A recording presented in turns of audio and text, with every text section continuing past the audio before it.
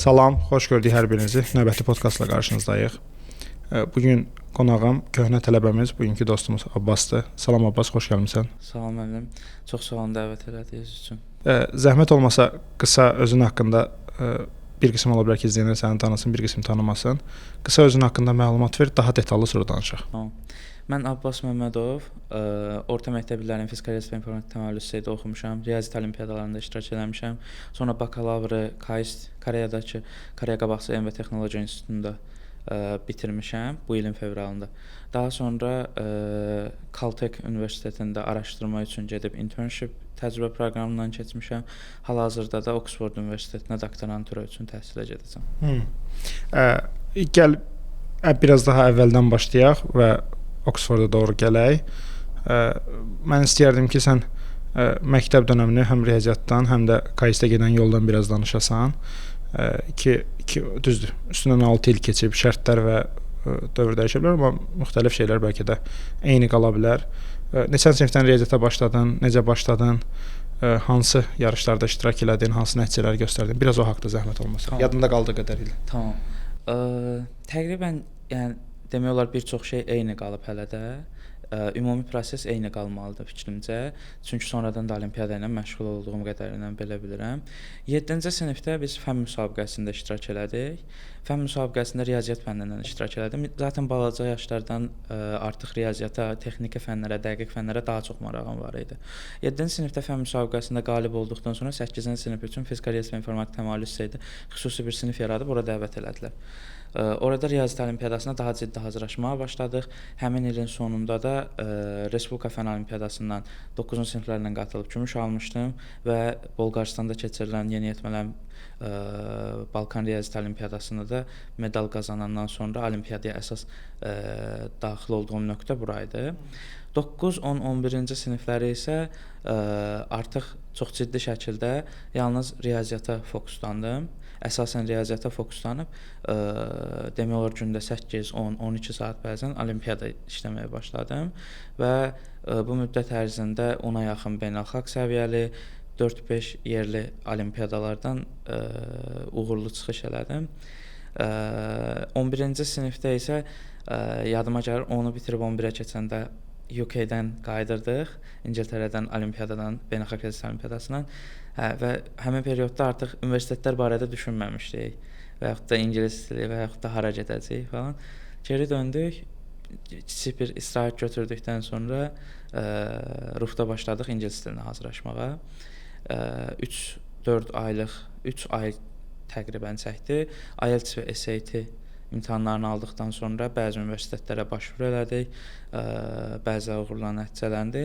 Bunlardan biri də KAIST idi. KAIST-də elə başladım, orta məktəblərdə keçdim. Həmin dövrəmdə SAT və IELTS neçə olmuşdu? KAIST-əni götürdün? KAIST mən götürən ilə mən IELTS-dən 7 almışdım, SAT-dən də 1380. Bəs istəyərdim ki, Respublikada olan ümumi nəticələri yadında qaldığı qədərilə və həm də o qismi qeyd eləyəsən ki, Beynəlxalq Riyaziyyat Olimpiadası komandasında 1 il oldun, yoxsa 2 il oldun? Hə, 10-11-ci siniflər. Respublika Fənn Olimpiadasından bir bürünc, bir gümüş, 2 qızıl, first olmuşdu. Beynəlxalq Olimpiadalardan isə Balkan Olimpiadasından bürünc, gümüş, Asiya Pasifikdən gümüş, Beynəlxalq Riyaziyyat Olimpiadasının IMO özündən 2 dəfə həvəsləndirici sertifikat bu şəkildə davam etmişdi. Burada mənə maraqlıdır ki, sən fikrin özün sonra da dediyin kimi olimpiyada ilə komanda rəhbəri və ya rəhbər köməkçisi olaraq qatılmısan. O ümumiyyətlə kompetitiv məhz deyilən qismə gələndə oradan nələrə xüsusən fikir vermək lazımdır? Biz izləyən daha kiçik sinifdə olan potensial abbaslar varsa, məsələn 8-də oxuyur, 7-də oxuyur, 9-da oxuyur. Onlar nəyə xüsusən fikir verməlidirlər ki, birinci RFO səviyyəsində orada ola bilsinlər. Sonra o RFO-dan artıq o daha kiçik komandaya keçmə, məsələn junior Balkana və ya nə bilim IMO-ya keçməlidirlər. Onda nələrə fikir versələr daha çox şanslar olar belə deyim o şagirdlərin. Daha sonra yəni bu olimpiadalara lider kimi ya da dərs keçən biri kimi qatıldıqda gördüm ki, əslində bəzi olimpiadalarda biz biraz böyüdürük, bizə çox çətin gəlir falan da. Amma əslində o qədər də şey deyilmiş. Yəni gedəndə baxanda görsən ki, çox əyləncəli bir əslində aktivitetdir. Sadəcə çox yaxşı vaxt keçirmək lazımdır. Ona görə başda məncə hamı buna bir əyləncə kimi baxmaq lazımdır.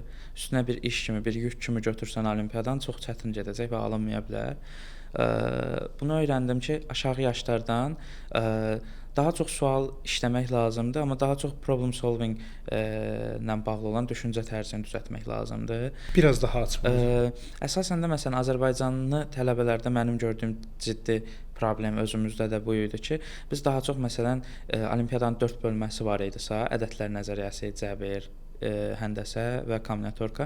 Biz digər 3 bölməyə çox üstünlük verdik, amma kombinatorikaya çox üstünlük vermirdik. Amma daha sonra universitetdə özüm də tələbələri hazırlaşdıranda, suallar seçəndə gördüm ki, əslində hər şeyin canı əslində kombinatorikadaymış və güclü ölkələr çox güclü olan illərində əslində kombinatorikanı çox yaxşı bilirmişlər. Və ona görə yəqin ki, çox böyük məsləhətim olar ki, uşaq yaşdan bu oyun tipli, sayma tipli olan kombinatorika sualları falan işləsələr, problem solving düşüncə tərzinə bayağı kömək eləyəcək. Bu ən böyük məsləhətim olar. Bəs bu elə bil o məsələn 7-də, 8-də, 9-da mən çoxlu şagirdlər görürəm ki, ki ölkə daxili öz sinifində və ya 2 sinifdə 30-lığa, 40-lığa düşür. Amma komandaya düşməkdə çox çətinlik çəkirlər də, çünki komanda daha kiçilir. Riyaziyyatda bu 6 nəfər olur, digər fənlərdə 4 və ya 5 nəfər olur. Orada o fərqləndirici özəllik nədir ki, tutaq ki, kimsə 30-luqdan o düşən 5-i, 6-sı nəyi daha yaxşı eləyirlər və nəyi daha yaxşı eləmək lazımdır ki, orada belə deyim də o dar komandaya da düşmək mümkün olsun. Ümumiyyətlə 30-40 nəfərlik qruplarda daha çox belə qırılma nöqtələri olur 10 nəfərdə falan.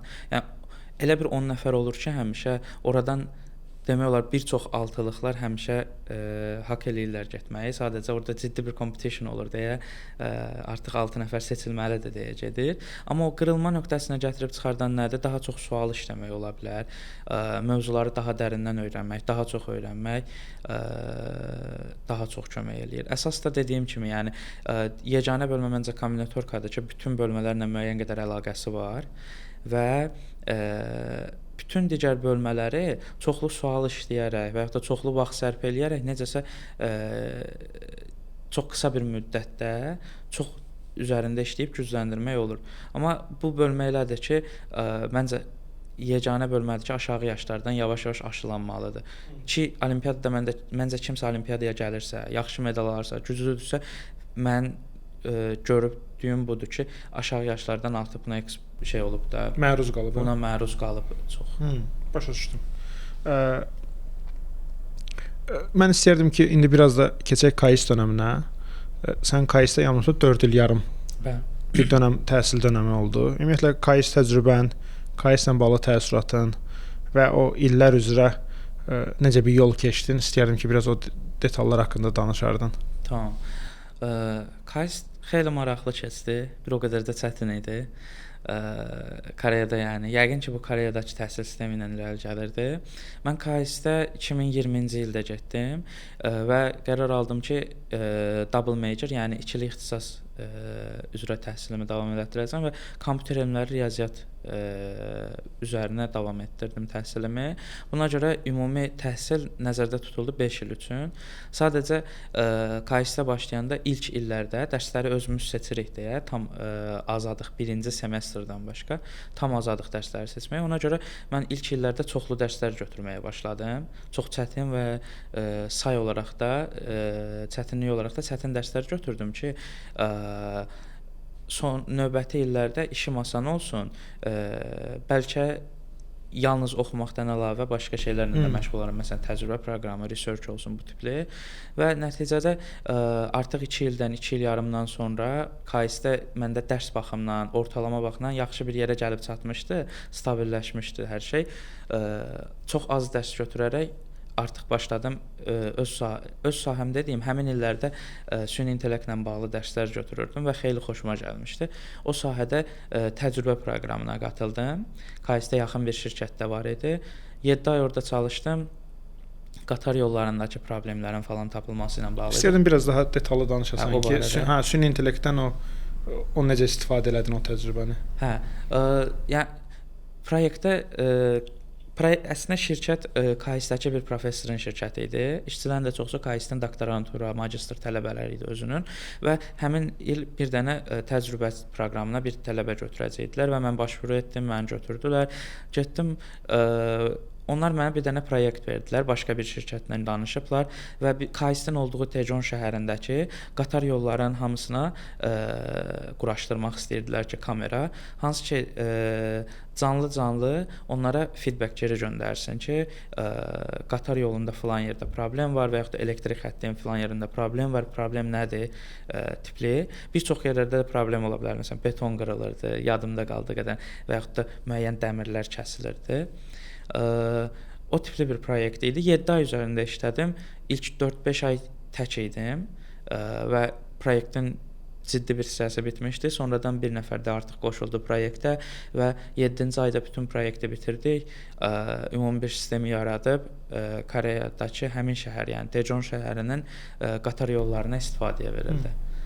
Yəni bunu real tətbiq elədi. Hə, real tətbiq elədi. Şirkət real tətbiq elədi.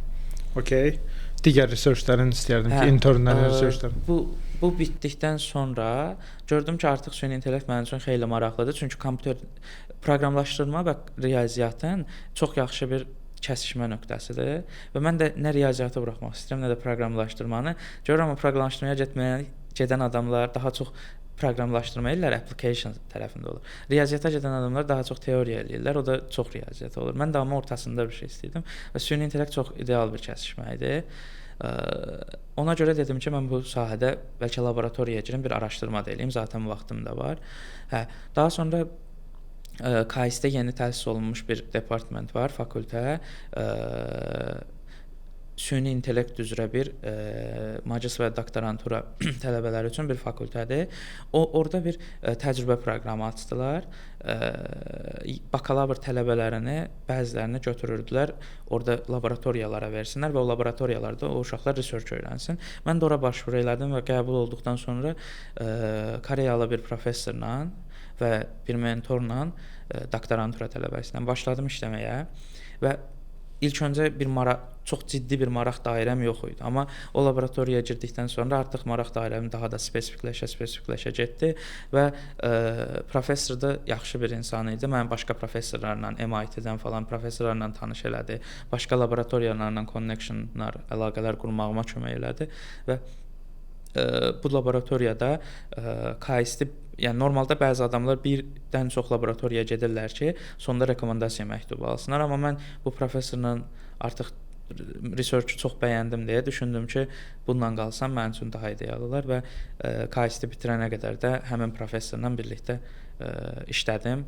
Periodda bəzi məqalələr falan istəsəz onları da. Biraz danışa bilsən yaxşı olar. Başladım. Yəni başlıqda məni çox sıxmırdı. O öz tələbələri, magistr, doktorantular kimi mənə daha çox deyirdi ki, sən daha çox məqalələr oxu ilk aylar. Oxudum, daha sonra bir neçə ideyalarım yarandı. Hər həftə də görüşürdü bizlə. Görüşəndə ona ideyalarımı deyirdim. Bəzilərini bəyənmirdi, bəzilərini yaxşılaşdırırdı və bir neçə aydan sonra artıq mənim ideyalarımı da bəyənməyə başladı və başqa adamlarla əlaqələr qurdurdu ki, laboratoriyada filan kəs bunun üzərində işləyir, get onunla işlə birgə falan. Belə bir çox adamlarla işlədim laboratoriyada. Nəticədə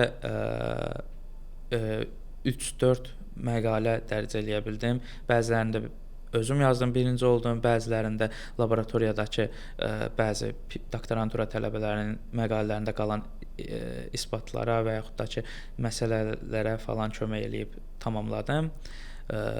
Nəticədə bəzi məqalələrdə adım oldu. Bu da həmin vaxtı çox başa düşməsəm də, sonradan başvuru vaxtı anladım ki, doktorantura başvurusuna bayağı əməlli kömək elədi. Bundan başqa sənaye təcrübən oldu, yoxsa hamısını labda elədin? Daha əlavə də bir dəfə də sənaye təcrübəm olmuşdu, amma qısa bir təcrübə keçirmişdim. Onu da danışa bilərsən, qısa? O çox qısa bir təcrübə keçirmişdim. Yenə Koreya startap şirkətlərinin birində, amma yenə də çox qısa bir müddətdə idi. Yenə süni intellektlə bağlı ümumi. Okay. KAIST-i neçə ilə bitirdin? İstəyərdim ki o. GPA də deyərsən. KAIST bizdə qiymətləndirmə 4.3 üzərindəndir. Məndə ortalama bitirdəndə oldu 4.03. Honorsdan bitirdin də? Bizdə belədir ki, bir normal bitirmə var. 3.7-dən yuxarı ortalama ilə bitirəndə cum laude-dir.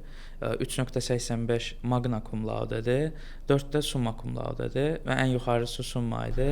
Nə olduğunu da izah elə, yəni latınca bilməyənlər üçün də latınca məşhurdur ki, yəni bu 3 honor bir çox universitetlərdə var. Bəziləri məsələn biraz dəyişirlər və yaxud da prefiksləri biraz dəyişib fərqli cür deyirlər. Amma ümumən bütün universitetlərdə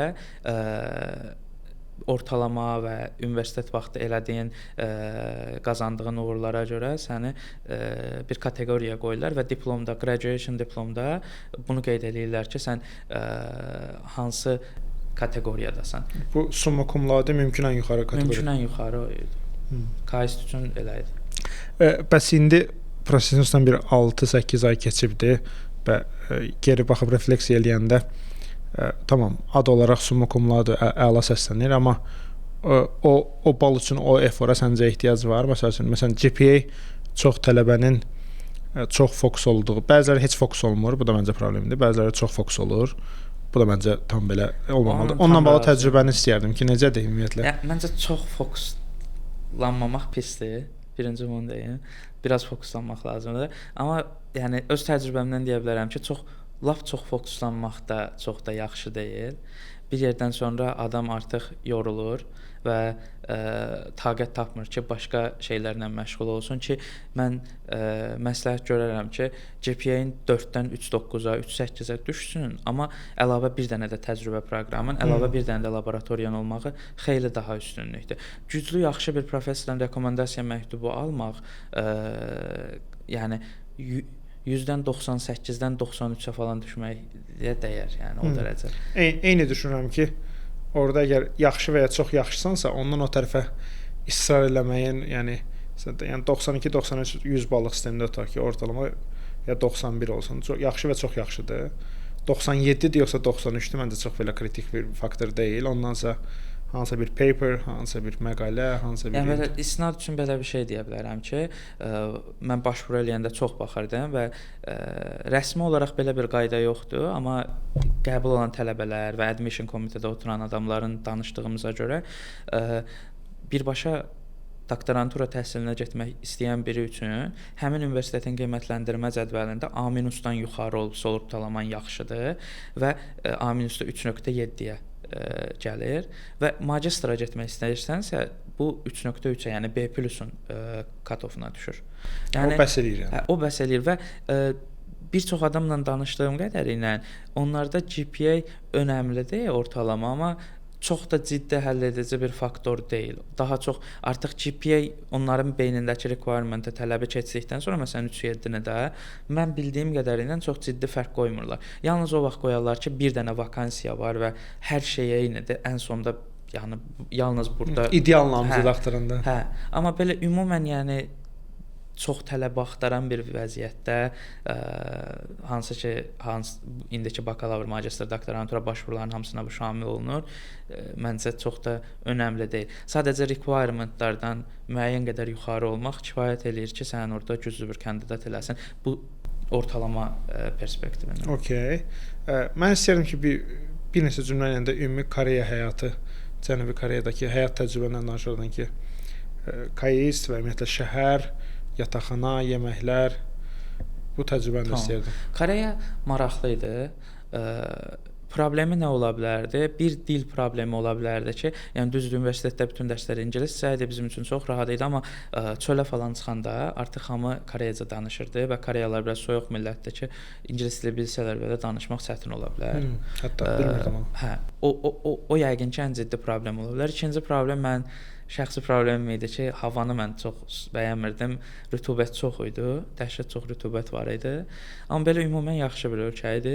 Yeməklər falan baxımdan universitetin ətrafında və daxilində bir çox mətbəxə uyğun yeməklər var idi. Bununla yanaşı halal yemək yerləri də var idi falan. Ona görə yeməklər seçimləri buraxır tələbəyə. Hə, yəni seçimlər çox idi. Universitetin yanında da, içində də.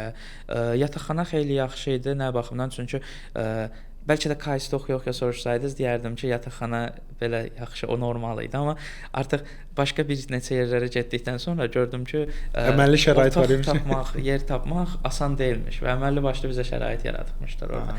Hə, yaxşıdır. Ona görə xeyli yaxşıdır deyərdim. Və qiymətlər isə KS-in içərisindəki qiymətlər isə KS tərəfindən tənzimlənir və orada işləyən, orada olan bütün marketlərdə, restoranlarda, yataqxanalarda, hətta velosiped dükanında belə onlar müəyyən qədərin kompensasiya eləyir KS və buna görə də bizə bir çox şey çöldəki yerlərdən eynisi, birəbir eynisini xeyli daha ucuz olur. Nə maraqlı. Hə, yəni bu çox xeyli maraqlıdır. Hə. Hə, universitetin kompensasiya eləməyə çox maraqlı söhbətdir. Mən istəyərdim indi elə bil universitetin son dönəminə doğru, yəqin ki, son 1 ildə, bəlkə 6 ayda artıq sən master PhD dalğasına gəldin ki, son illərdə artıq tələbələr o dalğaya gəlib. Bu nə vaxt oldu? Təxminən necə bir yol xəritəsi izlədin? İstəyirəm ki, ümumiyyətlə o bizim söhbətə kimi sənin danışdığın o PhD roadmap-i və o cədvəllərini falan bizi izləyənlərə bir vizual olaraq bir təsvir eləyəsən ki, neçə nəfərə yazmışdın, necə bir çünki orada çox maraqlı bir yol izləmisən. İstəyirdim ki, orada danışaq və oradan artıq Caltech, EPFL, Oxford onları daha spesifikləşdirək. Bunu da ilk dəfə burada bölüşüm, necə eləmişəm bütün prosesi. Deməli, 4-cü ilin sonunda mən 4-cü ilin sonu idi. Düşünürdüm ki, artıq mən doktorantura, magistrlara başlamalıyam başvuru eləməyə. Bu da hardasa edir 4-cü ilin 1-ci semestrinin sonu idi. Artıq 2024-ün yanvarı idi. Hə, düşünürdüm ki, mən başlamalıyam. Ondan sonra gördüm ki, ən yaxşı yol nə ola bilər? Düşündüm ki, mən doktoranturaya və yaxud da magistraturaya gəlsəm həmin vaxt dəqiqləşdirməmişdim. Mənim üçün ən vacib olacaq odur ki, harada işləyirəm, bir də kimlə işləyirəm də. Ona görə götürdüm, çoxlu məqalələr oxuyuram. Zaten məqalələr dərc eləyirik, çoxlu professorlar tanıyıram, amma heç vaxt konspektləşdirməmişəm. Bilmirəm ki, kim harda işləyir, kim nə edir. Sadəcə adlarını bilirəm. Məsələn, adını desəz deyərəm, çox güclü professordur, falan research eləyir, falan laboratoriyası var, amma bilmirəm harda işləyir, background-u nə olub falan. Ona görə götürdüm 2024-ün yanvarından artıq Excel düzəltdim bir dənə. Excel də maraqlı Google Sheet-də birinci 2 kolumla başladım. Professor olduğum universitet. Sonra düşündüm ki, əlavə eləyim, nə research eləyir, hansı məqalələri var, hansı laboratoriyadır. Sonra düşündüm mən bu adamlara bəs mail yazacağam. Maili yazanda bir də gedim axtarmayım mailini. İndidən axtarım ki, mail yazanda rahat ol. Maillərini qoydum, telefon nömrələrini tapdım, veb saytlarını. Yəni artıq bir 30 kolumluq hər professorun özündən daha çox məlumat ala gəldin. Bu şəkildə gedirdi və əlavə eləyə gedirdim. May ayı oldu. May ayında düşündüm ki, başvurulara azalır. Çox az deyildi, 8 ay vardı, amma az qalıb və mən nə edə bilərəm? Carnegie Mellon'da oxuyan bir əvvəl bizim laboratoriyada işləmiş bir dostum var idi. Onunla əlaqə saxladım, doktorantura oxuyur orada. O mənə dedi ki, bəs məsləhətim o olar ki, maillər yazmalısan professorlara. Hal-hazırda bu önəmli bir faktordur. Avqustda başlasan yaxşıdır. Bəs dedim, bu periodda nə eləyim? Dedi, axtarmağa davam elə və yaxşı olar ki, hər hansısa laboratoriyada dəyişiklik eləyib təcrübə edinəsən. Mən də hələ də eyni Koreyadakı laboratoriyadaydım. Və buna görə may ayında seçdiyim professorların hamısına yox, amma ən çox istədiyim hardasa bir 5-10 dənə professora yazdım ki, mən doktoranturaya başvuru eləyəcəm. Və başvuru eləyənə qədər də və ondan sonra da sizlə məqalələr üzərində işləyib araşdırma eləmək istəyirəm. onlayn şəkildə KS-də Background-u göndərdin amma. Hə, background-u göndərdim. Dedim mən filankə, sən filan research eləmişəm, Koreyada filan professorla işləyirəm və doktorantura başvurusunu edəcəm. Başvuruya qədər də sizlə işləmək istəyirəm. Onlardan bəziləri pozitiv geri dönüş elədi. Müxtəlif universitetlərdən var idi professorlar və baxdığım qədərilə ən çox mənə uyğun olan, bəyəndiyim Caltech-dəki professor idi, Anima. Özü də Nvidia-da AI Research-un direktoru idi. İndi çıxıb yalnız akademiya komitə eləyir Caltech-də, amma həmin vaxt bir neçə il əvvəl həm də oradaydı. Yəqin ki 100% milyonçudur, milyarderi mübahisə olunar amma. Hə, olar məncə. Yəni multimilyonçudur. Olduğum qədər olar. Hə, elədir. Laboratoriyada oldum orada, indi ondan sonra deyəcəm və orada xeyli fundinglərimiz var idi. Məncə pul problemi yox idi. Problem yox idi. Hə.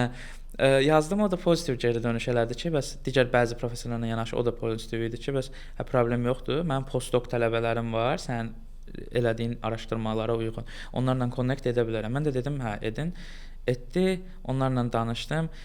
Bir ay müddətində o postdocdan bəzi nə qədər də eyni field olsa belə, eyni sahə, müəyyən qədər fərqliliklər olur və ora adaptasiya eləmək üçün müəyyən məqalələr oxumaq lazımdır ki, başa düşəsən.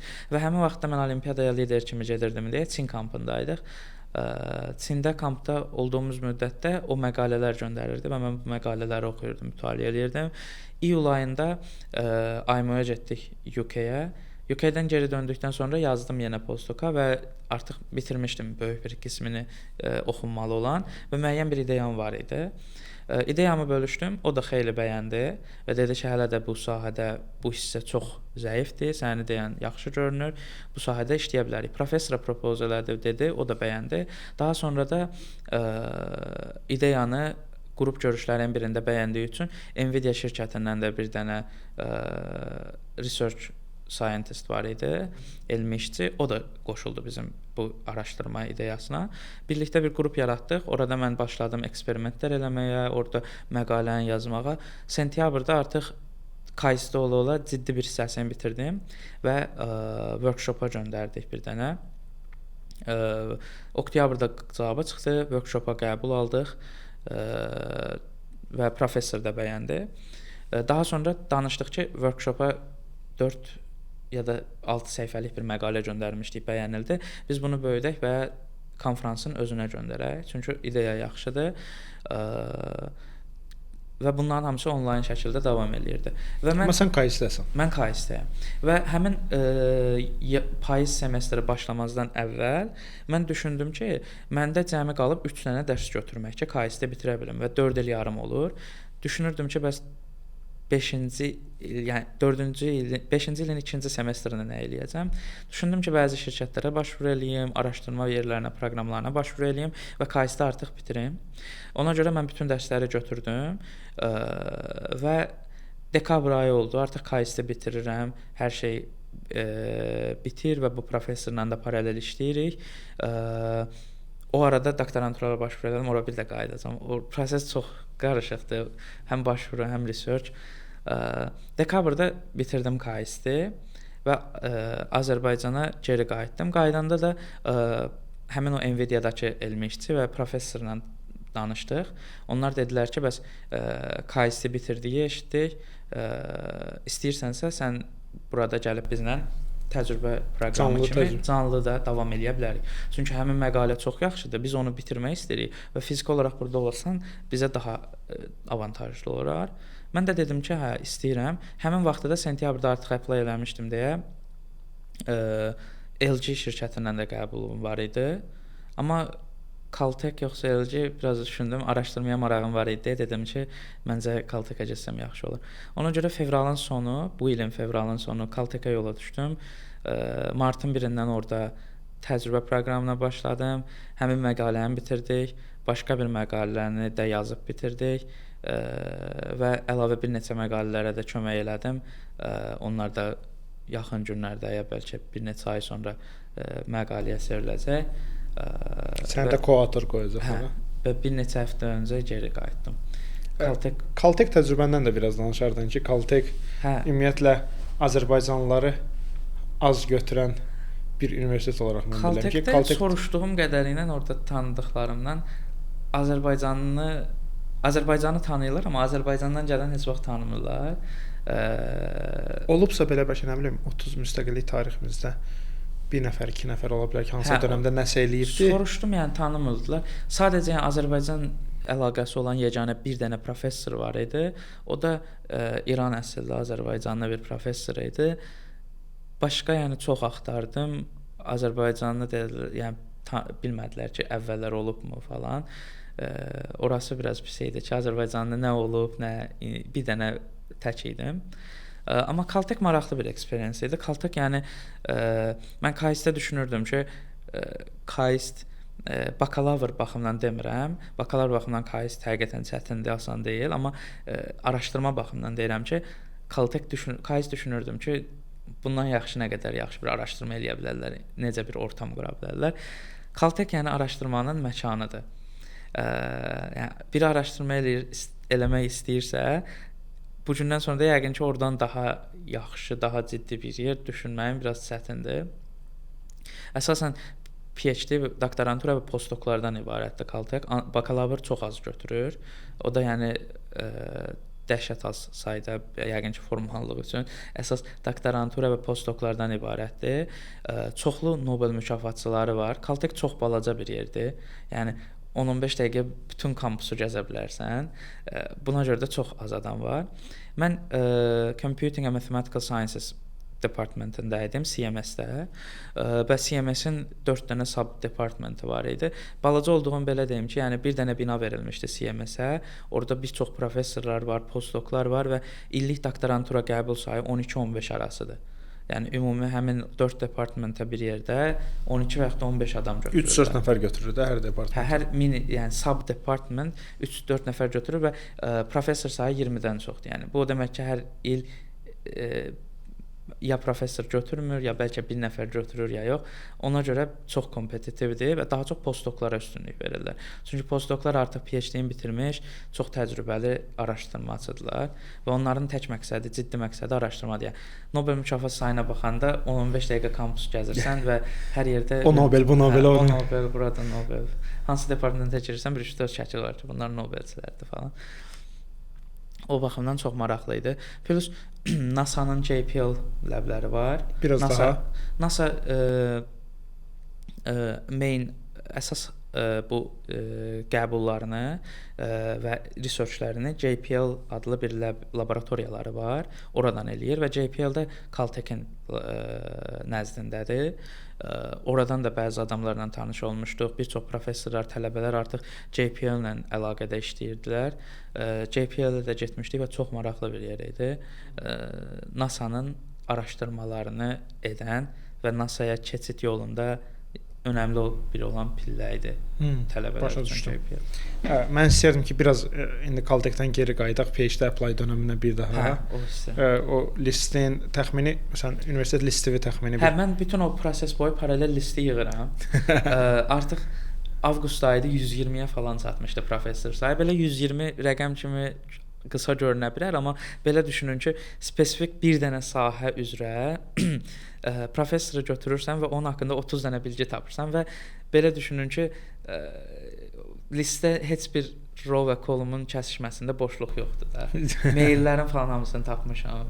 Elə adam var 4 dənə mailini tapmışam, 4-ünü də yazmışam ki, bir dənə işləməz falan.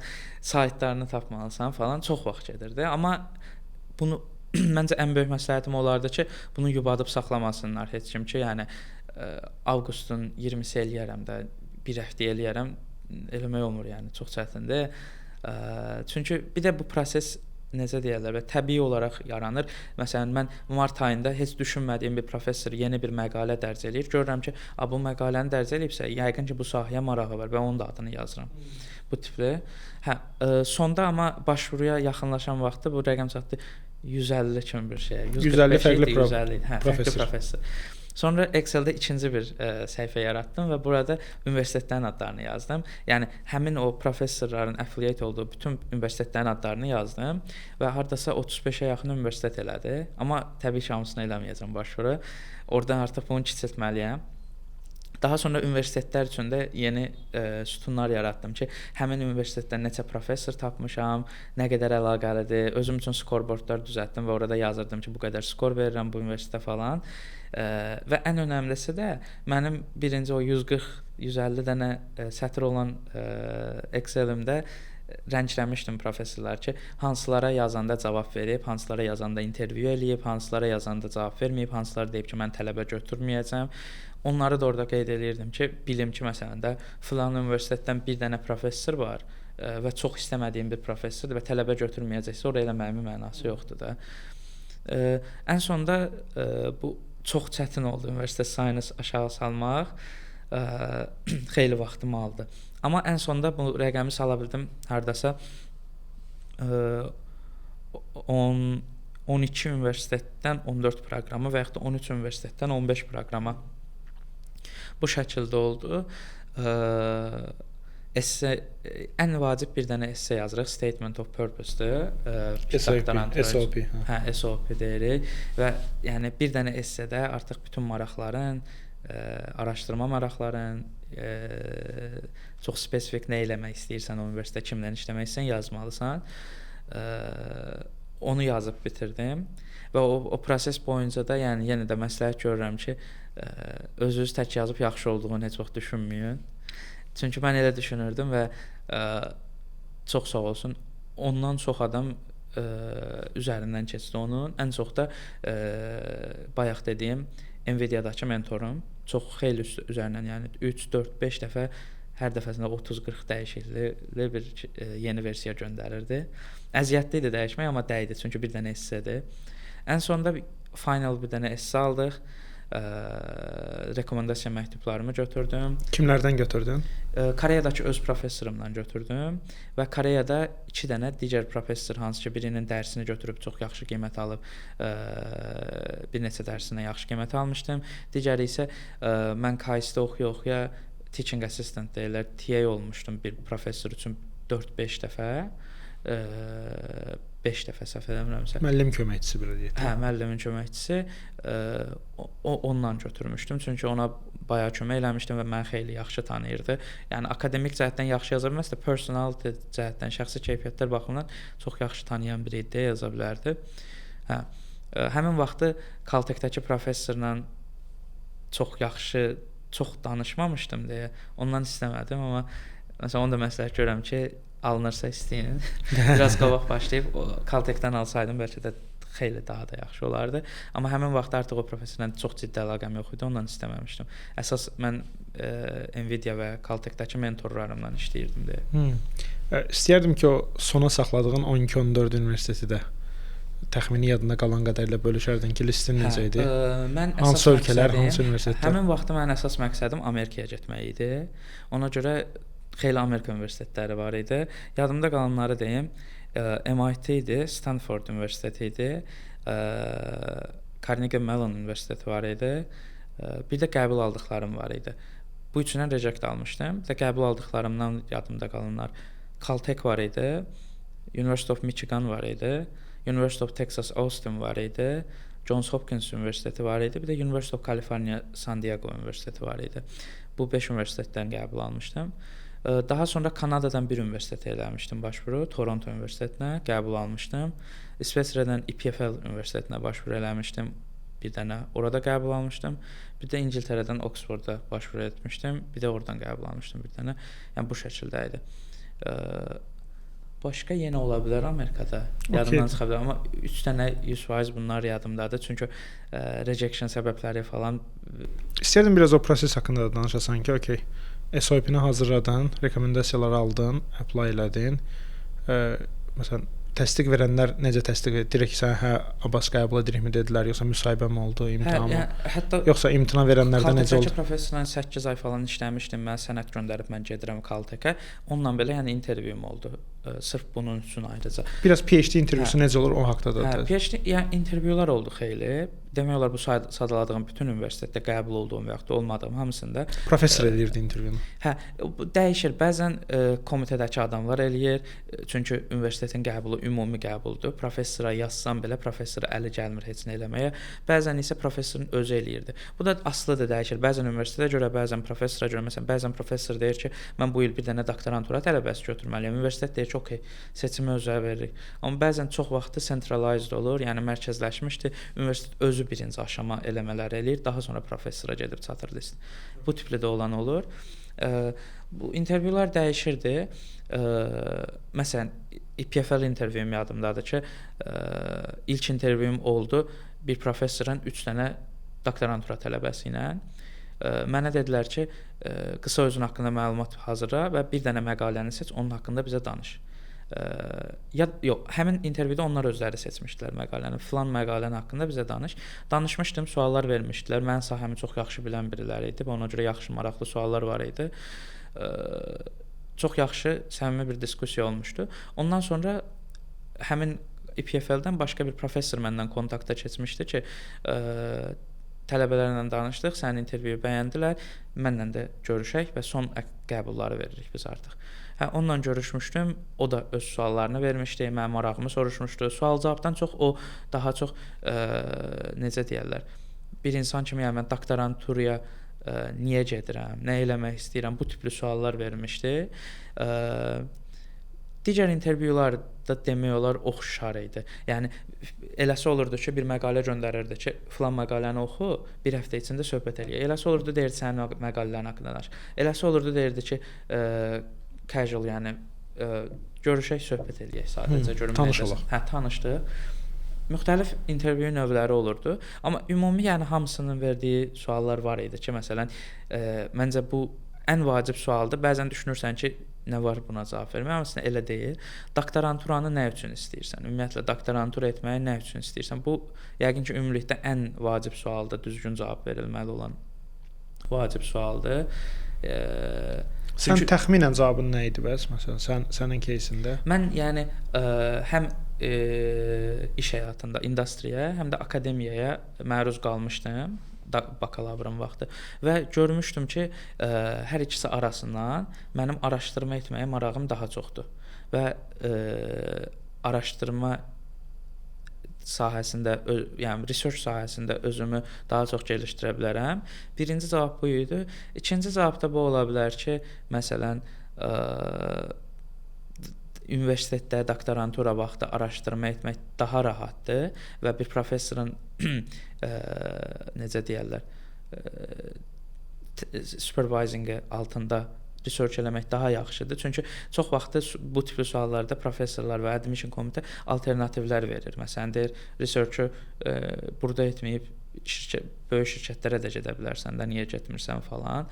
Yəni onlara da çox vaxtı cavabım belə olurdu ki, hələ ki 5 il sonranı düşünməmişəm ki, mən professor kimi qalmaq istəyirəm akademiyada, yoxsa industriyamı keçmək istəyirəm və akademiya elə bir yerdir ki, hər ikisinə transition, çevriliş xeyli daha rahatdır, amma industriyada olanda industriyada qalmaq daha rahatdır, nəinki akademiyaya geri dönmək.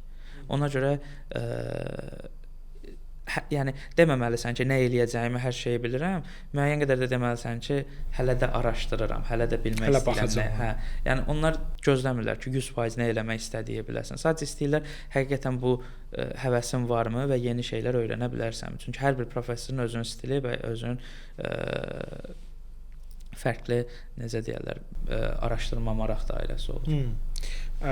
Bu o saydığın listə MIT-dir, Stanford-dır, bir də Carnegie deyəsən. Hə, Carnegie. İmtina verdilər. Hə, onlar imtina faktorları və ya imtina prosesi necə oldu? Onda dediyim kimi, məndə imtahan yalnız US-dən oldu, Amerikadan oldu. Onda təbii ki, birinci səbəb yəqin başlıca səbəblərdən biri budur ki, sahə çox kompetitivdir. Çoxlu, yəni mən indi bir nəfər və Çində, Asiya ölkələrində çoxlu araşdırma edən bakalavr tələbələr var və bakalavrdan doktoranturaya vermək işi biraz da çətinləşdirir. Çünki səni bakalavrsan deyə fərqli bir qutuda qiymətləndirmirlər. Magistrlarına bir magistri 3 magistri olan adamlar da başvuru eləyirlər. Hamısı ilə eyni qutuda qiymətləndirilirsən. Məsələn, UK-də falan magistratura 1 ildir deyə 2 dənə magistri olmaq çox məşhur bir şeydir və o adamların hamısı ilə eyni bir qutuda necə deyirlər, yarışırsan, o çətinləşdi. İkinci bir problem bu idi ki, ən ciddi problem bu il bu idi. Çünki mən MIT, Stanfordda bəzi professorlarla pozitiv danışmışdım və hətta bəzilərində artıq professorlar deyirdi ki, yəni narahat olma, bizi seçərsən falan tipli belə söhbətlərə keçmişdik dekabrda, yanvarda. Amma fevral ayında Amerikada bəzi problemlər oldu, tələbə vizaları falan, fundinglər kəsildi. Yəni dövlət fundingləri kəsildi, bütün demək olar. Buna görə də artıq bir çox professorların əli qolu bağlandı və bu danışdığım professorların bəzilərindən cavab bu oldu ki, mən 2 tələbə götürəcəydim, istəyirdim işləyəm, amma tələbə ümumiyyətlə götürmürəm. Biri dedi ki, məsələn 3 tələbə götürəcəydim, 1 dənə götürəsi oldum, üzrlü say. Biri oldu ki, nə bilim, birini eşitmişdim, mən danışmamışdım ki, Harvardda bir professor hətta laboratoriyasını bağlayıb çıxıb akademiyadan. Yəni fundinglər bitib deyə və o professorlar da bizi götürəndə, yəni orada çox ciddi rəqəmlər vardı. Məsələn 60-70 min və yaxud da 50 min universitetin illiyi idi. Plus bizə də stipendiya verməlidir ki, orada yaşayaq. Bir 50 min falan da oldu və bunu 5-6 il qaranti eləyəcək sənədlər imzalamalıdır. Və artıq uzun müddətli yarım milyon da aşağı yuxarı bir nəfər. Hətta 700, biraz daha çox. Hətta 700-800 falan kimi bir şeydir və bunu imzalamaq üçün də dövlət fundinqi yoxdur deyə çox rahat eləyə bilmir. Caltech-in bu barədə çox ciddi problemləri yox idi. Çünki Caltech dediyim kimi çox research yeridir və böyük kompaniyaların hamısı hətta özləri istəyirlər ki, necəsə ora. Yəni məsələn öz laboratoriyamızı bilirəm ki, əvvəlki Google-un CEO-su bizim laboratoriyanı fund eləyən əsas Eric Schmidt. Eric Schmidt bizim laboratoriyanın əsas funding source-larından biri idi. Məsələn bu tipli çox adamlar var ki, çox istəyirlər Caltech-dəki laboratoriya. Çünki Caltech-dəki laboratoriyaların visionları falan çox perspektivlər çox güclüdür. Çox onda direkt sənaye əlaqəli gələcək yönümlü research olunur da ki, hansı ki tətbiq oluna bilər, yoxsa nəyə görə o qədər çox Nvidia-dır, Google CEO-sudur. Ümumiyyətlə Caltech-dəki research-un elə belə bir tendensiyası əvvəllərdən var. İndi də ki, məsələn, mənim professorumun əsas visionlarından biri o idi ki, onun mottosu bu idi, AI for Science deyirdi. Elm üçün eləyirdi AI-ı və daha çox necə deyim, biologiya, kimya, əsas yəni süni intellekt olduğu üçün etmirdi də və onu çox yaxşı, çox fundamental sahələrə tətbiq eləməyə çalışırdı. Bəzən millennium sualları həll etmək istəyirdi, bəzən həll olmayan teoremləri falan isbat eləməyə çalışırdı. Hətta bildiyim qədərilə bizim kiçik bir qrup var idi bizim laboratoriyada. Onlar teorem isbatı ilə məşğul olurdular. Onlar Terence Tao ilə falan da işləyirdilər. Terence Tao'nun kim olduğunu dedin, hə? Terence Tao çox kraldır da. Yaşda beynəlxalq riyaziyyat olimpiadasından gedib qızıl almış. Mən bildiyim qədərilə yaşayan ən yüksək IQ-lü və yaxud da IQ-lu adamlardan biridir. Yəni 100% top 10-da var. İndi özü University of California Los Angeles'da riyaziyyat professorudur və həmçinin research eləyir və son illərdə də süni intellektdə özünün marağı var. Və buna görə də bəzi laboratoriyalarla əlaqələrə girir və işləməyə çalışır. O tip adamlar da marağım var deyəndə milyonlar gəlir ki, müəllimin marağı varsa yaxşı nəsə olacaq deyə. Çünki o adamların yəni həqiqətən yəni o adamların marağı olduqca zaten biz də müəyyən bir vision, perspektiv qazanırıq ki, deməli biz düzgün yoldayıq. Çünki çox uzaq görən, çox savadlı insanlardır və yəqin ki onların fikirləri çox da yanıltıcı olmaz deyə düşünürük. Sonra artıq bir dönəm oldu ki, sənə saydığın Amerikadan 4-5 universitetdən, Kanada, İsveçrə və İngiltərədən qəbullar gəldi. Və Matrix-in nə idi? Burada bir dənə mən sual vermək istəyərdim ki, mənə 2 dənə yer maraqlıdır. Niyə olmadığını, həm də bizi izləyənlərə. ETH-la Cambridge niyə yox idi siyahında? Dediyim kimi, dekabrda Amerikada tələbələr üçün heç bir problem yox idi deyə. Mənim məqsədim Amerikaya getmək. Hətta belə deyim, başvurunu eləyəndə mən düşündüyüm bu idi ki, bu qədər işləmişəm, research-umu bəyənir, mən çox güman ki, Caltech-ə gedirəm. Hətta yəni mən beynimdə belə qurmuşdum. O birisi universitetlərə hadisə eləyirdim. Ona görə yox idi. İndi o qədər müddət geriyə qayıtsam, bir də apply eləsəm, eləyərəmmi? Yəni hal-hazırda ən çox istədiyim professorun yanına gedirəm deyə desələr, yəni bu professora qəbul etsən eləmərəm, amma bilməsəm, yenə bu uncertainty qalsa və Amerikada eyni problemlər olsa, hə eləyərəm, İTC-də eləyərəm, Cambridge-də də eləyərəm. Okay. Həmin vaxtda Cambridge yadımdadır. Başvurunu bir nöqtəyə qədər gətirdim. Sonra düşündüm ki, Cambridge yoxsa Caltech, Cambridge yoxsa UT Austin, yoxsa Michigan. Dedim, yox, yəni mən yəqin ki, Amerikada hamısında uduzda, hə? Austin falan da uduzdu. Maraqlı. Austin-dakı professorumdur. Xeyli yaxşı, çox məşhur, çox ciddi bir. Onda sən university oriented, yəni universitet əsaslı yox, professor əsaslı qərar vermişdin. Mənim əsas qərarlarım əslində professor əsaslı idi. Yəni ona görə bəzi adamlara bəlkə də qəribə gələ bilər ki, düzdür. Yəni çünki Michigan falan niyə seçməyəsən, Oxford-da gedəsən? Çünki o Caltech-də çox, yəni yeganə Azərbaycan 12 nəfər götürürlər falan, çox çətindir. Amma məndə əsas yəni bir Amerika faktoru problem oldu. İki də professor. Ən vacib də professor idi.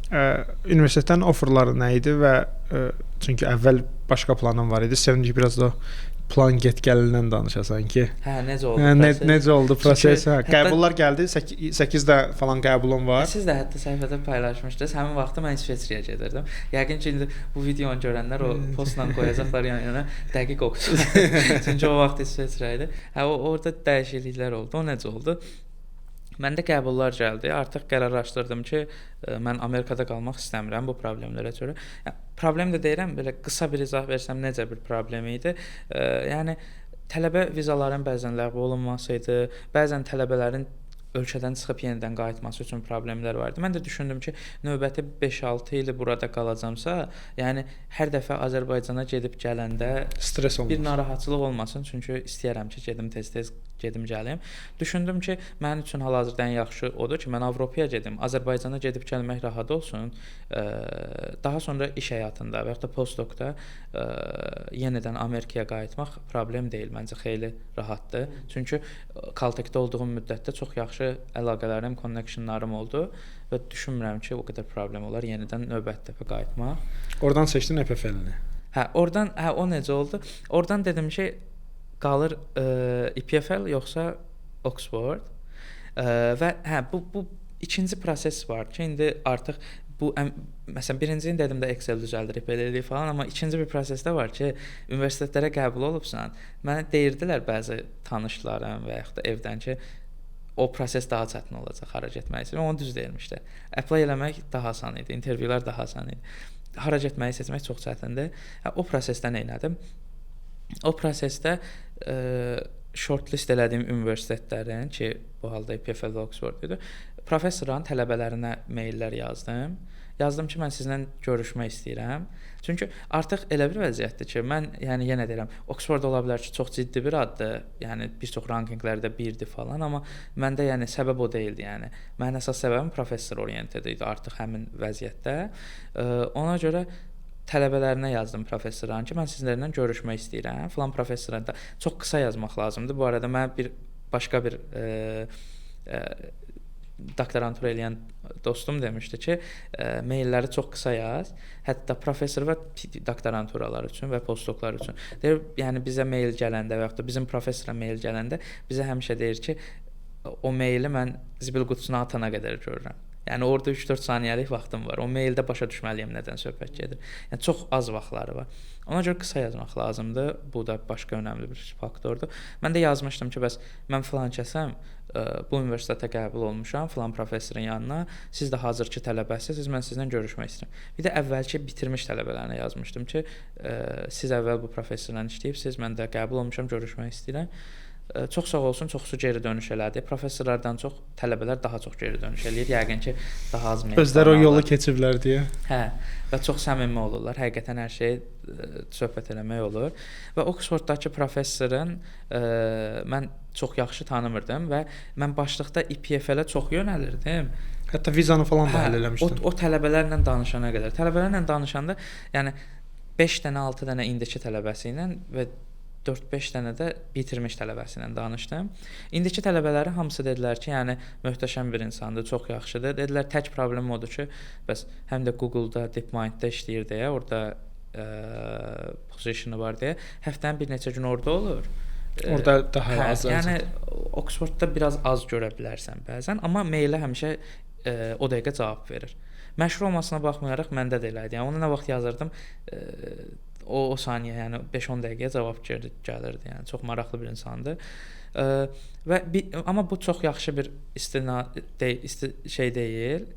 deyil. Çünki bu tələbələr hazırda onun tələbəsidir. Biraz çəkinə bilərlər, yəni pis cəhətdə. Hamısından da yəni bunu 100% soruşurdum ki, tərifləməyin də, yəni pis cəhəti nədirsə mənə deyin. Daha sonra bitirmiş tələbələrlə danışdım. Biri professor idi, bir neçə dənəsi də artıq şeydədir, industridədir, işləyirlər sənayedə. Professor olan, yəni mənə dedi ki, artıq 3 ildir ki, professor olub, o professorla bitib, amma düşünə bilərsən ki, artıq əlaqəmiz yoxdur falan, amma deyir 3 ildir yəni bu professor olmağımı maintain eləməyimin, yəni özümdə saxlaya bilməyimin səbəbi həmin professordur. Yəni, həmin professor bayağı dəstək olurmuş son 3 ildə ona, hətta bitirməsinə baxmayaraq. O akademiyada yox, sənayedə olanlarla danışdım. Onlar da eyni qaydada təriflədilər ki, yəni 2 sözlə izah eləsən, yəni möhtəşəmdir, perfectdir, bu şəkildə ən yaxşı adam və ən möhtəşəm adam belə deyirdi hamısı. Yəni dedilər ki, çox yaxşı insandır və özü ilə də intervyularda görürdüm ki, xeyli yaxşı adamdır və mən Oxford istəyirdim. Artıq İPFL vizanı almamışdım, Oxford istəyirdim. Sadəcə həmin vaxtda elə gətirdi ki, məndə İPFL-ə qəbulum fellowship-lə idi. Fellowship nə idi? Mən bir fellowship award-la qəbul olmuşdum. Bu da mənə icazə verirdi ki, mən heç bir professorla işləmək məcburiyyətində deyiləm. İlk il gedib bütün professorlarla işləyib, laboratoriyalarda gəzib, 2-ci ildən professor seçə bilərəm. 1 il əlavə mənə bütün fundingi, bütün ödənişləri İPFL özü qarşılayacaq. Sən onda professorun yanına yox, EPFL-ə qəbul olursan. İPFL-ə özləri qəbul elə olmuşdu. Mən də ona görə nəinki tələbələrlə, çoxlu professorlarla da danışırdım. Tək böyük problemim o idi ki, çox ciddi əlaqəli professor tapa bilmirdim. Yəni çox istədiyim sahəyə məsələn %40-30 əlaqəli insanlar tapırdım da, məsələn 70-80 tapa bilmirdim. Amma Oxforddakı yüzdə demək olar 99 eyni idi. Həmin Oxford istəyirdim. Sadəcə həmin vaxtda funding problemləri var. Problem deməyim də necədir? Oxford və bütün UK universitetlərində, İngiltərə universitetlərində birinci qəbulu verirlər. Bir neçə ay sonra, 3-4 ay sonra da təqaüdü verirlər. Bu çəkir amma. Hə, bu da bir müddət çəkir, şey deyil. Amma Amerika, İsveçrə, bütün yerdə qalan universitetlərdə universal deadline deyirlər. 15 apreldir. Qəbullar mart ayının ərzində gəlir və 15 apreldə qərar verməlisən. Bu şəkildədir. Fundingi də gəlir, qəbul da gəlir, gələcəksə. Ondan sonra heç nə gəlmir, yəni. Mən də funding gəlməmişdi, EPFL-i seçdim. EPFL-də bayağı yaxşı offer vermişdi. Hə, Oxfordda da yazdım ki, okey, mən xeyli yaxşı idi. Mən ən yaxşı belə deyək, ödəniş fundingim oradan idi. Çox dəhşət yaxşı idi. Mən də dedim, okey, EPFL-ə gedirəm. Başladım viza prosesinə və Oxfordda professora dedim, üzrü sayın falan. O da dedi ki, yəni o da pis oldu, dedi, üzrü say ki, bəs mən bu prosesi sürətləndirə bilmədim. Sən ifadə elədin ki, falan. Oranı qaçırmamalısan, hə? Hə, dedim, bəs belə ki, mən artıq onu da eləməsəm, bunu gözləsəm problem olar falan. O da sağollaşdı. Mən də düşündüm ki, artıq Oxford başvurum getdi. Yəni mən belə bir şey expect eləmirdim. Heç gözləntim yox idi ki, mən Oxforda gedəcəm də. İsveçrəyə başvuru elədim, vizamı aldım, bütün prosesi bitirdim. İyulun sonunda ev axtarıram İsveçrədən. Və həmin ərəfə San Fransiskoya bir gəzinti təşkil etdik Caltech-dən. Gedəndə yolda mənim mail gəldi ki, bəs Oxfordda çox prestigious bir award var. Statistika departamentinə qəbul olmuşdum mən. Onu sən qazanıbsan. Mən də yazdım ki, bəs mən geri çəkmişdim axı nə məsələdir. Onlar da dedilər ki, hə, yəni rəsmi olaraq eləmirsən. Sistemdə var idi. Sən evaluationdan sonra sənə gəlib bu var. İstəyirsənmi? Mən də yazdım ki, yox, mən artıq başqa bir universitetə kommit eləmişəm, ora gedəcəm. Hə, heç nə bu proses mən deyirəm IPF görməz o idi. Mən bunu yazdım. Sonra getdim San Fransiskoya çatdım. Orada bizim əvvəlki olimpiada müəllimimizlə görüşdüm, Cəfər müəllimlə. Ondan söhbət edirdik. Söhbətlərdən sonra o gördü ki, mən Oxfordu daha çox istəyirəm, amma viza prosesi, bu nə bilim IPFL-i cancel etmək falan şeylərinə görə narahatam. O da dedi ki, yox da, yəni get mütləq dəyiş. O da üstünə düşdü. Mən artıq San Fransiskodan qayıdırdıq maşınla. Yolda bir də yazdı ki, bəs elədin. Mən də artıq düşündüm ki, o eləməliyəm də, artıq müəllim də deyir, mən özüm də istəyirəm. O da rahatdan ürək verdi ki, narahat olma, çox rahat olacaq proses. Öz experience-lərini danışmışdı mənə. Hə, mən də götürdüm. Elə yolda gedə-gedə mail yazdım ki, mən fikrimi dəyişdim. Hələ də qalırsa o var, mən götürmək istəyirəm. Onlar da elə həmin dəqiqə cavab yazdılar ki, gecə vaxtı idi. Onlar da səhər idi, yazdılar ki, bəs hə qalır. Biz çox sevindik falan. Mən yazdım ki, əla. İyulun sonuna qədər official bütün sənədlərin gəlməsini gözlədim. İyulun sonuna Qaranti olsun deyə. Hə. Çünki çox inanmırdım ki, birdən nə bilim nəsə problem çıxaracaq da. Bütün sənədlər gəldi. Sonra yenə də güvənmədim. Götürdüm bütün viza prosesi falan, hər şeyi araşdırdım. Çox adamlarla zəngləşdim falan. Tam əmin oldum ki, hər şey qaydasındadır. Daha sonra EPFL-i cancel etdim. Onlar da anlayışla qarşıladı, sağ olsunlar. EPFL-i cancel etdim və Oxford-u seçdim. Oxfordda amma vizaya da bir 2 həftə əvvəl qəbul vizamı elədim, 3-4 günə verdilər. Yəni belə çox hər şey təzə baş verir əslində. Amma 3 dəfə az təqaüdə gedirsən. Hə, yəni bir neçə dəfə az təqaüd. Yəni 2.5 3 dəfə aralığında. Elə bir şeydir. Yəni İsveçrənin təqaüdü xeyli çox idi. Çox bankör təqaüd idi. Çox yaxşı bir təqaüd vermişdilər fellowship-lə falan bir yerdə. Oxford-un təqaüdü bütün bu qazandığım Amerika universitetləri falan hamısının içərisində ümumi məbləğ olaraq çoxdur. Çünki bir də kursun öz şeyi var. Amma yaşamağa verilən rəqəm. Amma onu çıxsaq yaşamağa verilən rəqəmlərin müqayisəsində ən az verilən Oxford-dur. Məncə elə bil çox az. Ölməmək üçün olacaq minimal məbləğdir ki, elə bil bundan çöldə qalmadan bitər survive eləmək olar. Hə, survival məbləğini verəcəklər deyəsən. Ümid edirəm. Hə. Belə biraz da istəyərdim ki, Abbas şeydən danışasan. Ümumiyyətlə sənə maraqlı olan bu 150 professor, 140-150 professor çıxartdın, sonra nə bilim o yazışdığın, görüşdüyün şeylər süni intellektin hansı tərəfini sən araşdırırsan ümumiyyətlə? Sənə maraqlı olan tərəf nədir? O Oxforddakı spesifik professor nəyi araşdırır? Səni belə ona çəkən tərəfdən, research tərəfindən də danışardın ki, bizim izləyən hansısa tələbələr varsa ki, süni intellektin hansı tərəfinə getmək onlara maraqlı fikirləşirlər, ya araşdırırlar. Bir perspektiv verəsən ki, sən ümumiyyətlə söhbətin harasındasan və o professorun harasındadır və necə bir link görürsən ki, 99% match görürsən, belə deyək də. Yəni mən birinci Oxfordda statistika departamentinə gedəcəm, statistika fakültəsinə. Adı statistika olsa da son illərdə statistika fakültəsi süni intellektin generative AI dediyimiz qolunda çox ciddi işlər görüb və mən ən başlıqda da, yəni başvurularımı eləyəndə həmişə kimlənsə danışanda deyirdim ki, kaş o department ya da ki bu indi gedəcəyim professor kaş Amerikada professor olar. Hər olur olsun orada olardı, ora gedərdim. Yəni belə deyirdim. Çünki mən ən çox işləmək istədiyim 2 professor vardı. İkisi də oradaydı. Oxfordda. Hə. Biri indi full DeepMind-da keçib Google-da işləyir. Biri də mənim indi gedəcəyim professordur. Və ikisi ilə də danışmışdım. Çox yaxşı insanlar, çox işləmək istədiyim insanlar idi. Ona görə statistikaya gedirəm. Birinci bunu deyim. Research maraqlarım daha çox generative AI idi məndə. Biraz daha. Məsələn, yəqin ki burdan başlayım, ChatGPT desəm yəqin ki hamı başa düşər. ChatGPT-də məqsəd nədir? Text verib text alırsan. Daha çox yəni yazı datasını, yazı məlumatını götürüb yazı olaraq da geri qaytarır. Mən əsas araşdırma marağım şəkil və videolar üzərindədir. Generative AI amma şəkilli, yəni yeni şəkillərin yaradılması, videonun yaradılması və yaxud da məsələn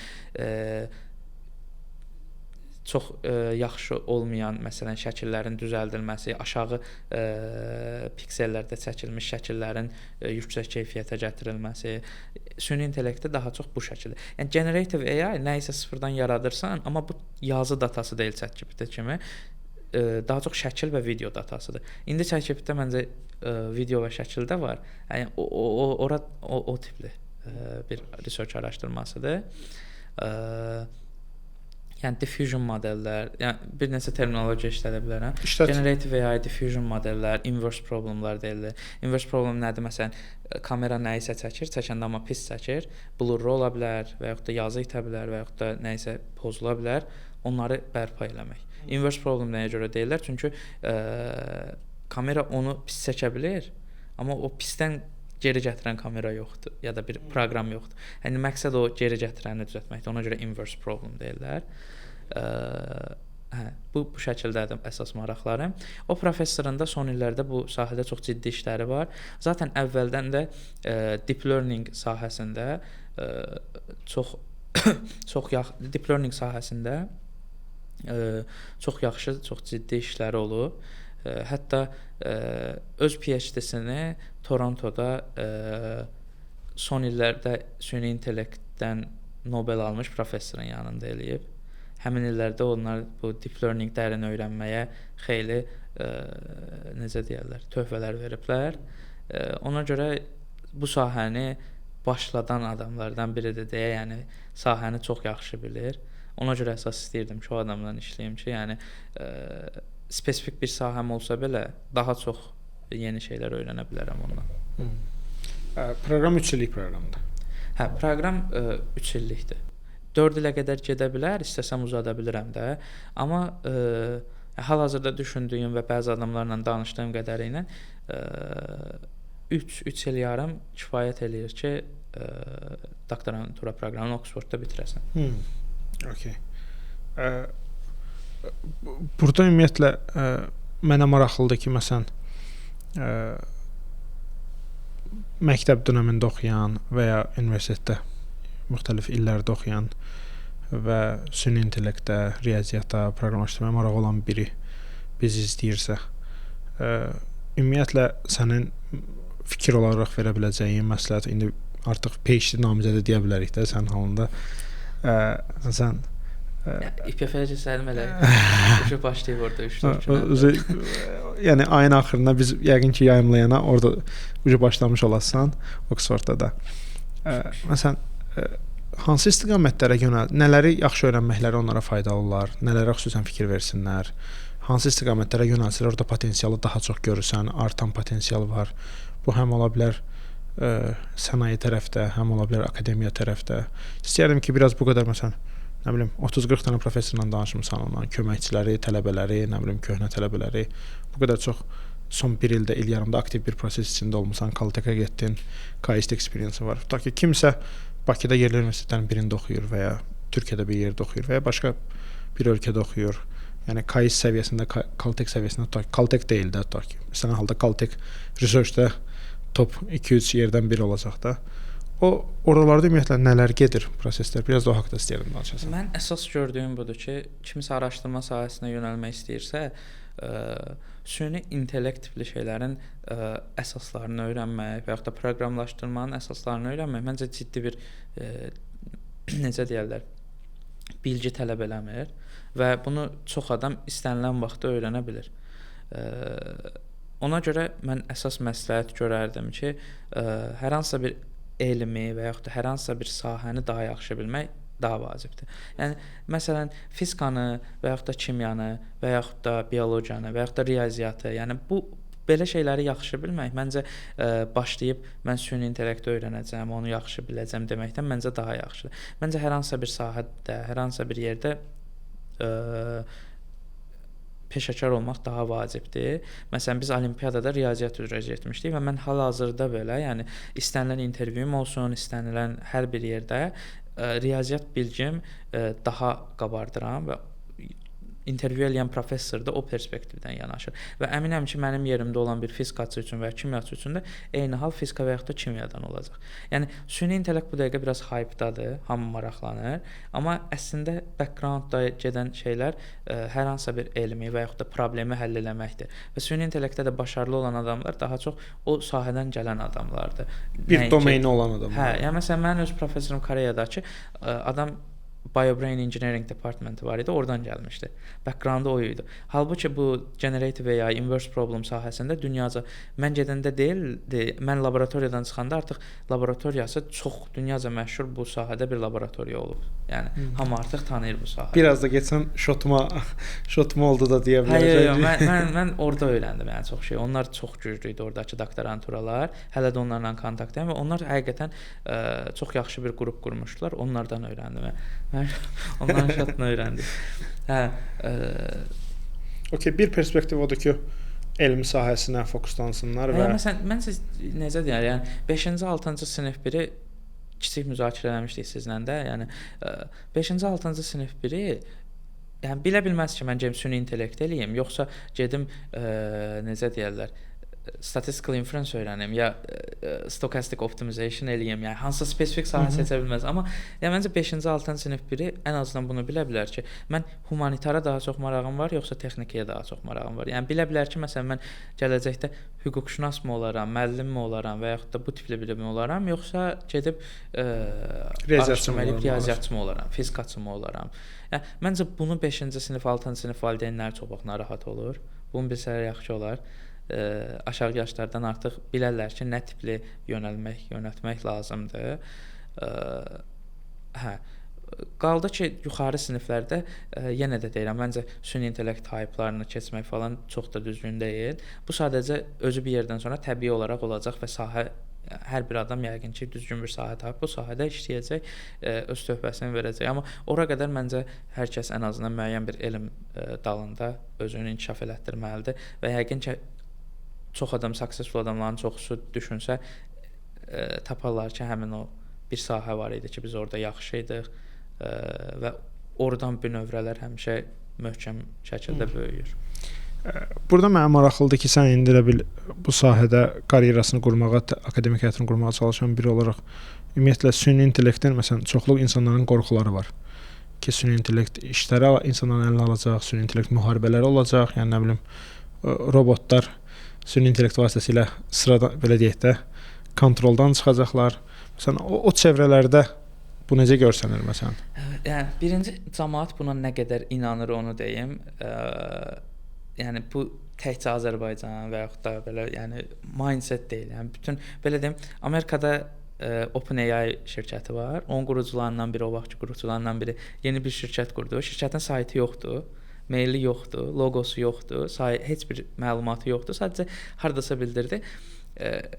Məşhur adam idi deyə və şirkətdə deyəsən AGI tipli bir şey eləmək istəyirdi. Artificial General Intelligence. Buna inanmaq bir çox adam üçün çətindir, amma heç bir vəsait falan 32 milyon deyəsən bir neçə gün içində vəsait yığdı, funding yığdı. Yəni cəmaət çox inanır və elə bir vəziyyət yaranıb ki, mən belə bəzən səhər oyanıb yeni süni intellekt texnikalarını görəndə mənə belə şey gəlir ki, bayağı irəliləmişik. Yəni biraz olay çox sürətli gedirmiş. Yəni onu mən də hiss edirəm. Amma məncə işi əldən almaq məncə o biraz yəni baxır, yəni işi əldən almaq deməyim də bir çox işləri bir çox qruplar üçün asanlaşdırıb avtomatlaşdıracaq və elə də eləyir. Bu məncə daha yaxşıdır ki, nəinki pisdir. Müəyyən qədər təsir eləyə bilər. Ağlıma yəni spesifik bir nümunə gəlmir, amma çox güman ki, elə bir iş olar ki, insan əməyi tələb eləyir, çox tələb eləyir, amma süni intellektlə və yaxud da bu proqramlaşdırma ilə insanlar onu xeyli bir sadə bir vəziyyətə gətirəcəklər və artıq az tələb edəcək. Amma hal-hazırki vəziyyətdə elə bir şeydir ki, insan nəzarəti ən azından hələ də olmalıdır bütün bu proseslərdə. Yəni elə bir süni intellekt falan yoxdur ki, hələ də tək qoyasan, gedəsən, gələsən ki, hər şey eləyib, hər şey hazırdır. Yəni amma elə görsənirmi 5 ilə 10 ilə o ehtimallar necə görsənir? Yəni deyirəm, o qədər sürətli qəribə bir şəkildə gedir ki, yəni yox desəm qorxuram ki, 3-4 ildən sonra videoya bax deyirlər ki, bəs yox demişdin, axı gəldi ucu oldu. Amma yəni məncə çox da yox yəni. Çünki məncə insan faktoru uzun bir müddət olacaq. Yəni insan faktoru məncə önəmlidir. Yəni başlıqdan develop eləmək hissəsindən test hissəsinə qədər, test hissəsindən istifadə hissəsinə qədər çox böyük bir müddətdə məncə insan hissəsi qalacaq. Ki məsələn avtopilot maşınlardan falan da götürə bilərsiniz. Artıq bu texnika uzun illərdir var və inkişaf yaxşı gəlib, amma necə deyim, belə çox sürətli getmədi. Yəni sürətli başladı, amma artıq plateau dediyimiz, yəni yavaş-yavaş qalxmağa başladı. Məncə süni intellekt elədir ki, yəni çoxlu kəşf etmədiyimiz yerləri var idi, hələ də var. Onlar çox sürətli gedir, amma yəni bir yerdən sonra artıq plateau artmağa başlayacaq. Necə ki bir şəkil görmüşdüm, bir neçə qələmlər qoymuşdu. İlk dəfəki və son dəfəki funksiyaları, yəni yazılış şəkilləri falan hər şey eynidir, amma ilk qələmin önəmi nə qədər vacibdir, nəinki son qələmində. Yəni hələ də biz ilk qələmi işlədirik. O bilər artıq xırda editlərdir də, yəni ki, xırda editlər. Hə, eynən. Orada prosta mənə maraqlıdır ki, məsələn bir dənə də maraqlı şey var idi ki, deyir ki, Google 2 dənə deyəsən süni intellekti danışdırır. Bir nöqtədə danışıb başqa bir dilə keçirlər. Anlaşılmaz bir dilə keçirlər və Google şeyi shutdown eləmək məcburiyyətinə qalmışdı deyə bilmirəm, rəsmi məlumat idi yoxsa belə şəhər əfsanəsi idi. Amma hardasa qarşıma çıxmışdı ki, iki dənə bir botu idimi yoxsa nə idi danışırlar. Bir nöqtədə anlaşılmaz bir dilə keçir. Özləri yeni bir dil düzəldib dilə keçirlər. Çox maraqlıdır. Yəni bu olur məsələn mən image və video generation-da işləyəndə görürdüm ki, qəşəng generate eləyir. Bir nöqtədə aləm dəyər bir-birinə. Hissələr falan qarışır, yaxşı alınmır. Çox belə bulanıqlaşır o hissə. Və yaxud da text datalarında məsələn görərsiniz, ChatGPT ilə şəkil generate eləmək istəsəniz, məsələn yazsaz çox kiçik ki, üzərində 2789 yazılan bir maşın generate elə. Ən azından əvvəl eləydi, rəqəmləri düzgün eləmirdi, qəribə şeylər çəkirdi ki, bu məncə necə deyim, insanları biraz narahat edə bilər ki, bəlkə bu öz dilləridir, bizə nəsə, amma məncə daha çox yəni hər şey keçir training datadan, yəni əlimizdə olan resurslardan. Yəni bizdəki resurslarda nəsə bir problem var imiş ya da training prosesində bir problem var imiş ki, biz elə bir şeylə üzləşmişik. Amma inanmıram ki, o elə bir dil ola və ya danışalar. Başa düşdüm. Çox güman ki, training datadakı olan bəzi yanlışlıqlar var ki, məsələn də tutaq ki, training datada necə deyim, sarı papaqlar barədə heç vaxt danışılmayıb. Onun təsəvvürü yoxdur ki, sarı. Elə bir təsəvvürü yoxdur və amma ikinci robotunda necəsə götürüb birləşdirib sarı və papaq sözlərini işlədib necəsə. Bu da aləm dəyişir ki, bəs bu nə dedi? Başa düşdüm. Təşəkkür edirəm Abbas. Çox sağ ol. Çox maraqlı, təxminən bir saat yarımlıq bir podkast üçün. Ümid edirəm ki, izləyənlərə, həm tələbələrə, həm ailələrə faydalı oldu. Müxtəlif fikirləri, ideyalar qazanmaq üçün. Sənə növbəti PhD dönəmində Oxfordda bol uğurlar arzulayıram. Çox sağ olun sizə dəvətə görə. Xoş oldu həqiqətən. Ümid edirəm hər kəs üçün faydalı olar. Yəni başvurularda falan həmişə də nə vaxtsa kiməsə kömək lazım olsa, həmişə eləməyə çalışaram. Çox sağ ol.